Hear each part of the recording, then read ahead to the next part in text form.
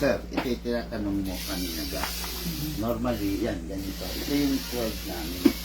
Under 12. Ano sabi mo? 12, 14 14. at saka CO2. Ito yung CO2. Kapaliwanag ko muna. Ito yung regular gas. Ngayon, yung problema dito sa regular gas, hindi siya kasing lakas nito. Pero, ganito. Sorry.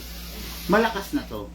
Iba lang talaga yung lakas nito. Iba yung dating na tayo. Yes, sir. Kasi ginagamit normally ang 14 kg sa mga rifle. Ang rifle natin is, ayan, yung mga yan. Talagang kailangan niya kasi malaki siya. Ngayon, ito, iba talaga ang lakas nito. CO2 to, ito ginagamit sa mga airgun. The only problem with this, syempre, iba ang presyo niya compare mo sa mga ganito. Kumbaga ito, kaya gagamitin mo lang to pag special event or, di ba? Huwag everyday. Kasi medyo, kahit ako hindi ko to afford na laging gagamitin. Ito kasi food grade to. Huwag kang gagamit ng industrial grade, yung ginagamit pang inflate ng mga gulong-gulong. Cancerous yun, sir. Kasi kada putok mo niyan, masisinghot mo eh. Ito food grade to, ito yung mga ginagamit sa pang whip ng cream sa mga Starbucks, ito yun. 90 pesos ang isang ganito. Yung industrial grade, I think 60, 65. Pero gaano katagal ang kwan yan? Kung sa, depende pa rin sa unit. Sa CC Shadow, umaabot to ng 100 rounds to 120 rounds. Dito, umaabot to ng 70 rounds. Isang ganito. Mabalik tayo rito. Itong ganito, mamaya makikita mo, lalagyan ko yan 2 seconds lang ng gas. Kasi upgraded na po ito. Naka-fine tuning and naka-trigger job. Pag hindi naka-upgrade yung unit, maglalagay tayo nito, sir, mga 5 to 7. Yung ilalagay kong 2 seconds dyan na gas, good for 50 to 60 shots. One canister is equivalent to 25 to 30 kung hindi upgraded. Dahil upgraded, umaabot po siya ng 50 to 55 na refill. Opo, yan po. So, paano mo malalaman pag ubos nito? Itong gas. Ano na siya? Parang sobrang gaang na. Hindi mo na siya makakalog. Katulad dito, halos hindi mo ma-feel yung liquid sa loob dahil tulog yung gas, dahil malamig. Actually, isang bagay yun, no? Gusto ng airsoft yung mainit na paligid. Kaya sinasuggest ko, meron kang airsoft, may green gas ka, huwag mo na itago sa loob ng bahay, sa aircon, huwag na, sa garahe lang. Para anytime na gagamitin mo siya, yung gas mo gising, hindi siya tulog na parang walang iniwan sa mantika, di ba? Nagsesebo, gano'n. Natutulog. Yes, sir. Yan. Kaya, kung mapapansin mo, may special DIY bin ako. Ayan, dyan sila para maintain lang yung nila, yung temperature. Yes, sir. Tapos, yung unit, sir, lifetime warranty. Pag nagka-problema, 2 years, 3 years from now, kontakin nyo lang naman po kami. Tapos, yung unit, kung loloobin ng Panginoon, every 3 months, kung meron kayong schedule or malalapit kayo sa amin, pwede nyo pong dalhin dito. May PMS po tayo na ginagawa. Cleaning, degreasing, tapos lalapat tayo ng panibagong oil, panibagong tuning, para yung unit ninyo, imbis na 2 years, 3 years lang tatagal, talagang matagal, sir. Tapos, ito lang, example lang, this is an 8-year-old unit. So, staccato to. Yung parang yung kaninang binitbit mo. Pansinin mo, wala siyang lalagyan ng scope kasi sinaunang staccato to. Napakatagal na nito kasi, sir, regularly na maintain. Look, pasuyo yung yung pinabayaan na hindi mine-maintain. Regular po na maintain to, kaya okay. Papakitaan kita, yan. Nung unit na pinabayaan, sir, ikaw mismo manghihinayang ka. Mga high-end, pinabayaan, sir. Tsaka CC Shadow. Yan. Pinabayaan yan. Ako mismo nangihinayang ako kasi John Wick yan. Collector's edition yan. Ayan, katulad nito, pinabayaan din. Ito yung ETCC Shadow na pang-compete. Tingnan mo yung bigat solid. Kaya lang, wala nang kwenta yung baril na yan, sir, kasi ubos yung laman loob. Opo, pinabayaan sa silicone oil, tapos hindi pinapa-PMS sa amin. Tumagal lang to, sir, ng 3 taon. Pero itong unit na to, pang habang buhay talaga yan, supposedly. Ang CC Shadow. Mabigat, mas mabigat yun. Yung Shadow, sir. Opo, kapang ano talaga siya, sir, pang compete dinesign yung unit para during the, na mabigat, para during the competition, less ang palag. Opo, ito naman to, mamaya makikita mo, iba ang palag. Talagang mapalag. Talagang ramdam mo yung bawat recoil. O mga Airsoft, Sir Noel of Pasig. Sir, hello po. Okay. Madam, meron ka bang gusto i-shoutout? Wala na. Nagtatago si Madam. Okay, so ito na tayo dito, sir. 0.25 and 0.20 grams. 0.20 grams, ginagamit, sir, kung yung pinaglalaroan mo, napapansin mo, walang hangin. Okay? Sobrang layo nito, sir. 30-40 meters abot niya ng straight. Basta sensitive siya sa hangin. Ngayon, kung napapansin mo medyo bumubulusok ang hangin, bumubuga, tapos napansin mo yung bala mo, medyo nagwawapol, gumamit ka na mas mabigat. Okay. Itong unit mo, sir, dahil upgraded, maximum niya is kahit hanggang 0.35 grams. Ito yun, ganyan yun. Iba-ibang grams. Pag naubos ng 0.20 grams mo, huwag ka nang bibili niyan. Erase mo na yan. Bumili ka na lang ng 0.25, 0.30, or 0.35. Kaya lang, sir, syempre, mas bumibigat yung bala, mas nag-iiba ang presyo. Po. Kung mga daga-daga lang naman, okay na to. Oo, wag mo. Tanong, bubulagta ba yung daga rito? Bubulagta siya, sir. Patay siya on the spot kasi ano siya, iba ang lakas ng unit na to. Tapos, iiwas na lang po sa aksidente. Kaya ako tinanong kanina kung may anak kayo, ganun, or apo, or pamangkin, baka likutin. Yung bala kasi, sir, kaya nang mag-penetrate talaga sa balat. It is because, hindi na po stock to, upgraded na po. Kaya magpe-penetrate talaga sa balat. Yun. Ingat lang. Tapos, last na po, during sa gun ban. Kung maaari, iwasan na lang siyang ibiyahe during the gun ban period. Pero kung hindi maiiwasan, make sure pag ibabiyahe mo, naka-gun bag. Hindi naka-hard case, hindi naka-box, hindi isusukbit. Naka-gun bag. Hanggat yung barel, naka-gun bag, saklaw pa ng batas, protektado pa niya. Pero pag yung barel, dinukot mo na, inilabas mo na, nakita na in public, medyo pagsisimulan ng alarma, ganun, iba ang dating talaga. Kasi parang kulay. Yes. By the way, sir, yung airsoft natin is naka-categorize between toys and gadgets. Pero dahil 1:1 replica siya ng tunay, parang naika-classify na ka-level na rin, no? Kaya iungat na lang po. Halimbawa lang, no? Halimbawa ito, nakita sa public, akala nila tunay yung baril mo. Hindi mo naman pwede sabihin sa lahat ng tao, airsoft yan, airsoft to, airsoft to, airsoft. Hindi, di ba? Kaya, ingat na lang po, wag i-expose. One more thing, no? Yung airsoft nyo, sir, pag ilalapag nyo, wag pa ganito. Kasi, pwedeng mapindot to, ito. Oo. Maluluwa yung magazine. Yan, dapat din. Okay. Yan. 2011 High Kappa MK1 Elite Series. Maganda. Yung pagiging matte black niya, yun yung nagpa-elegante sa kanya, no? Kasi yung iba, halimbawa, parang ganito, medyo may mga silver trims, no? Pero siya talagang all black talaga siya.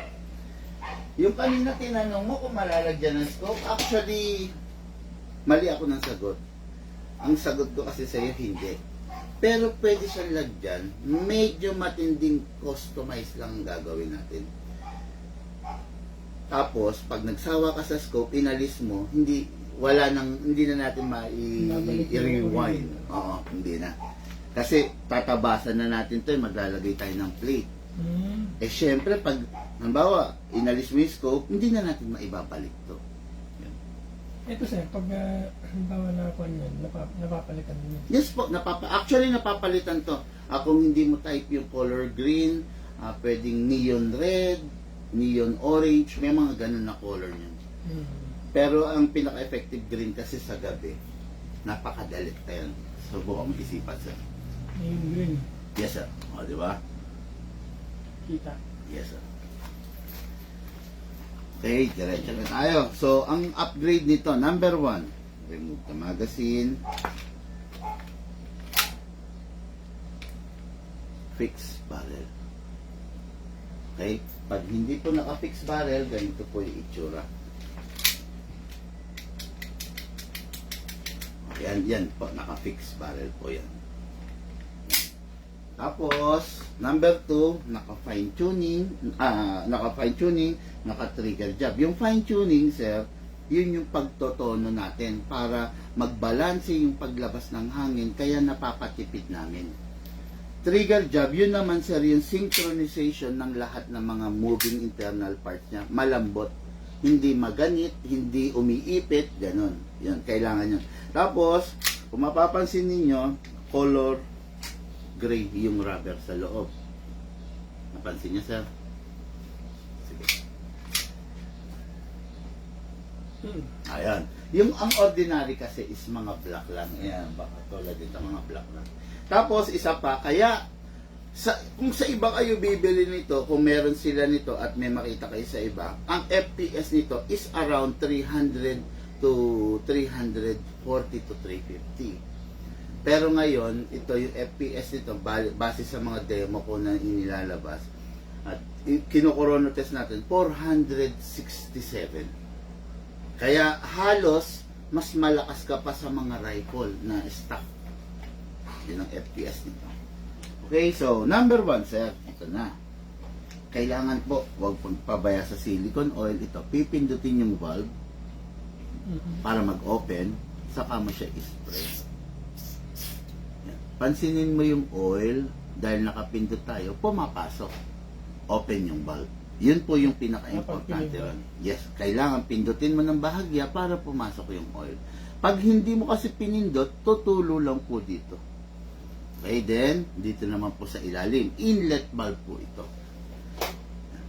Spray mo, konti lang sila. Ano yung pinakatiti niya sa loob, itulak o hindi sa ibabaw lang? Kahit sa ibabaw lang naman. Opo. Kasi kaya nga importante na ang gagamitin nating silicone oil, yung viscosity niya hindi malapot. Hindi siya malapot. Malabnaw lang siya para freely siya napapasok. Yan. Di magazine, dalawa yung nilagyan mo, sir. Sa unit, dalawa rin. Kasama mo, ilock mo to, gagawin mo to during the maintenance. Spray ka dito. Okay? Then, spray ka dito. Yung itim. Sa ibabaw lang, sir. Huwag na rin sa loob. Ayan. Tapos, yung iba, nakaugalian, hinahatak to. Which is, yun naman talaga rin yung ginagawa ko before. Pero later on, napagtanto ko na nauupod to. Kaya huwag nyo nang hatakin. Pull back nyo na lang to. Automatic pala siyang bababa. Especially kung yung mga unit high-end. Ayun. Napansin mo, sir, bumaba siyang, ayan, di ba? Nakakawit siya. Dati, hinahatak namin to para bumaba. Pero, hatakin mo na lang to. So, dako tayo, sir, sa gas. May oil naman na tayo. Sa gas, para lang makita na compatible siya sa 14 kg na gas. Upside down, sakto mo lang. Gitna lang, sir, ha? Huwag pong nakagilid na gano'n kasi kumbaga kailangan papasok dito yung nozzle doon. Parang sa beauty. Pasok mo, then press down. 2 seconds only. 1, 2. Okay na yun. Marami nang maipuputok yon yung inilagay natin na yon. Ngayon, ito, katulad nito, ang gagamitin ko ngayon, 0.30. Hatakin to pababa. Ito. Iwasan mo lang, sir, na Bitawan. mabitawan. Mababasag to. Ang mga airsoft, simula nung nagkagera, nagkanda hirap-hirap lalo sa mga replacement parts. Ito, wala na tayong makukuha nito. Parang nagsara yung company na gumagawa nito sa Hong Kong or sa China, no? So, hindi naman tayo makakapaggawa nito eh. Makakapagtorno eh, no? Okay, hatak to. Put your right thumb here para merong siyang defense kung sakaling mabitawan mo. Ayan. Hatak. Right thumb, dire-diretso all the way, hatak, then hold it tight, kailangan huwag mabibitawan dito, lalagyan ng bala sa parting maluwang. Sa taas. Sa baba po. With the help of speed loader, mas madali. Ayan. Tapos, napansin mo sir, bungi-bungi siya. Mga orso pa yung bungi-bungi. Kalugin mo lang sideways. Para kailangan left, right, para maiwasan natin yung BB jam at saka yung pagbabara, no? Okay? So, hindi ko na gano'n pupunuin. Maximum rounds is 27 plus 1. So, total of 28. Pero, recommended 20 to 23 lang para yung spring. Ito, katulad nitong spring nito, wala na tayong makukuhaan, no? So, pero dahil lifetime warranty tayo, no choice ako kung sakaling masiraan kayo, magpo-provide ako ng spring, kaya lang magkakatay tayo ng bago.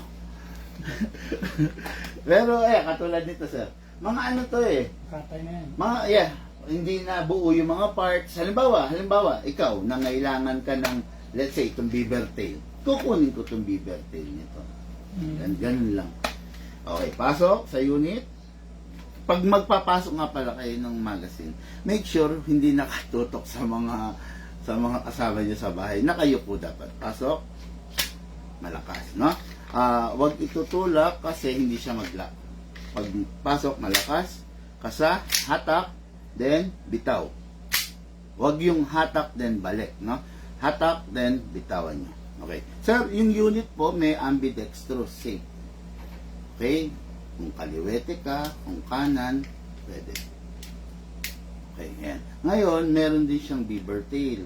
Ito.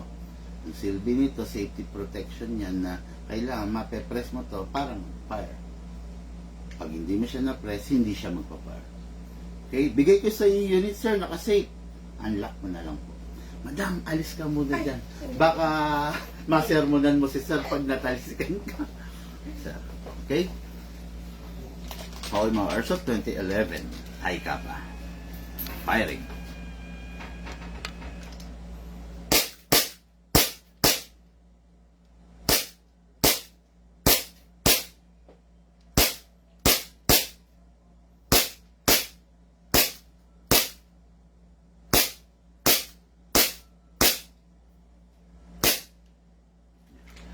Medyo malikot siya pero na-control ni sir. Sa bagay, malaking tao si sir eh. Na-groupings din niya agad. Naka-recover. No? Ayun. Tapos, madam, gusto mo mag-fire? Hindi na po. Hindi ako marunong. Para matutunan mo, madam. Ay, ipaano ko sa'yo. Nilamig na.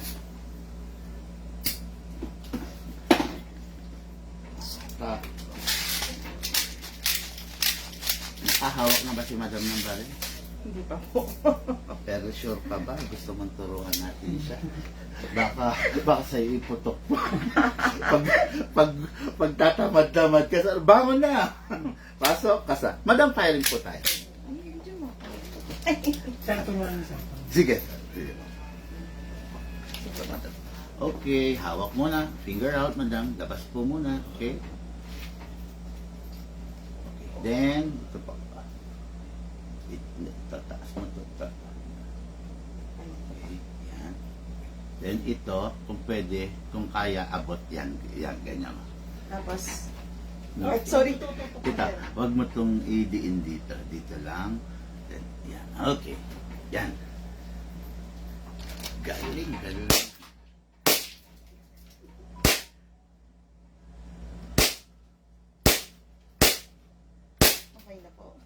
Ubusin mo man.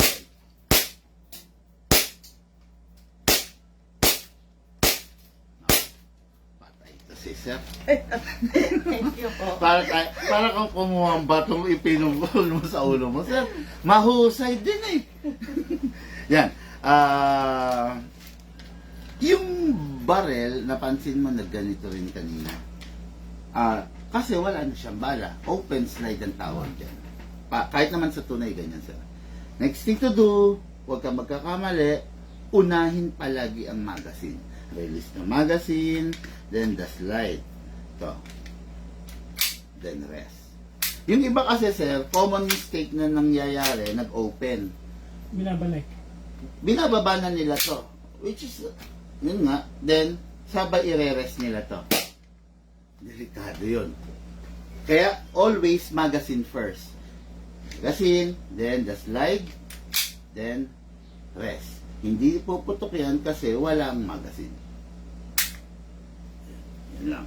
Tapos, di ba, katulad, hawakan mo, Sir. Ang lamig niya, Sir, di ba?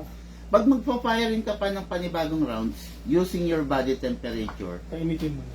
i-cool down mo lang yung heat niya. Tapos, may natirang hangin. Pag, ano ba, may natirang hangin. Pwede yan, kahit hanggang bukas or sa, let's say, sa makalawang araw, huwag lang naman tatagal yung natirang hangin dyan ng isang buwan. Halimbawa, ma-stack siya ng in a week. In a week, Paano i-release yung hangin? it's either putok mo na lang, balahan mo, or pe-press mo to. Pag prines to, Kaya lang, Sir, sobrang dami yan, ha? So sisingaw siya. Yes, Sir. Pa-sample lang kita ng konti lang. Oh. Ito, Sir.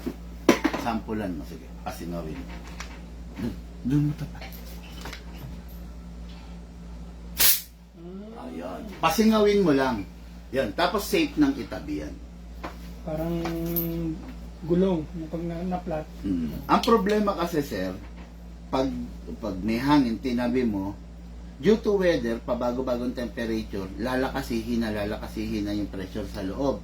Hahanap siya ng weak spot sa magazine para sumingaw. Normally, yung mga o-ring yun. Yun yung iniiwasan natin. Tapos, ano pa ba? Yun lang, hanggat maaari, Sir, yung ginamit natin bala, tapon nyo na yun, ha? Huwag nang pupulutin, huwag nang i-reuse. Opo. Tapos, yun nga, itong mga bala na to is Taiwan. Hanggat maaari, kung kaya nating supportan siya sa Taiwan BBs, mas maganda, mas less ang chances na pagkasira. Kung medyo tight sa budget, China. Pero hindi. Kung tight ka sa budget, sa bala, huwag humingi ka na lang sa akin, bibigyan kita. Huwag mo lang gamitan ng Taiwan. Kasi pag ng China, kasi pag ginamitan mo, masisira. Nag-iiba. Magbabayad din ako sa Gunsmith. Di bigyan na lang kitang bala. Tapos last na, Sir, yung natin, yung sa warranty, lifetime warranty po. Huwag na lang kalikutin. Minsan kasi lumalala. Pag mateki yung client, bubuksan niya. Tumalsik yung spray, nawala yung screw na maliliit. Nag-aabono pa ako tuloy ng gusto. Tapos ito katulad dito. May laman pa to, marami pa to. Magpa-fire kayo mamaya, maglalaro kayo, okay na okay gamitin pa. Tapos, paano malalaman kung wala ng hangin yung magazine? Definitely, yung unit, hindi na siya magbo-blow up. Parang malata na. Yan, pahina na siya ng pahina. Yun lang naman. Tapos, sanayin yung sarili na pag kinasa, safe. Pero pag hindi naman gagamitin, wag na munang ikasa kasi para hindi puputok. Basta pag nakakasa to, puputok na yan, Sir. Kasi pag hindi siya nakakasa, hindi mo siya masisave. Yun lang naman, Sir. Tapos anong oil ang dapat gamitin? Silicone oil po, meron po tayo dyan kung gusto niyo pong mag-purchase. Tapos isa pa, Sir, tuwing kailan lalagyan ng oil? Every laro ba? Hindi, Sir. Hanggat napapansin mong basa pa siya, makikita mo naman niya makintab pa yung loob, di ba? Hindi mo pa lalagyan ng oil. Ito, di ba, nilagyan natin ngayon. Siguro, Sir, safe to say na every 10 to 15 na full rounds na naglagay ka, that's the time na bibisik ka. Ganon din dito. Yes, sir. Apo. Ano siya, sir, huwag mo nang pasabawin. Konting-konti lang. Aralin mo lang yung ganun lang. Yun. Gano'ng kalaki yung oil niya? Ganyan kalaki o... May mas maliit po tayo dyan. Ito kasi pang-vlog lang kaya malaki.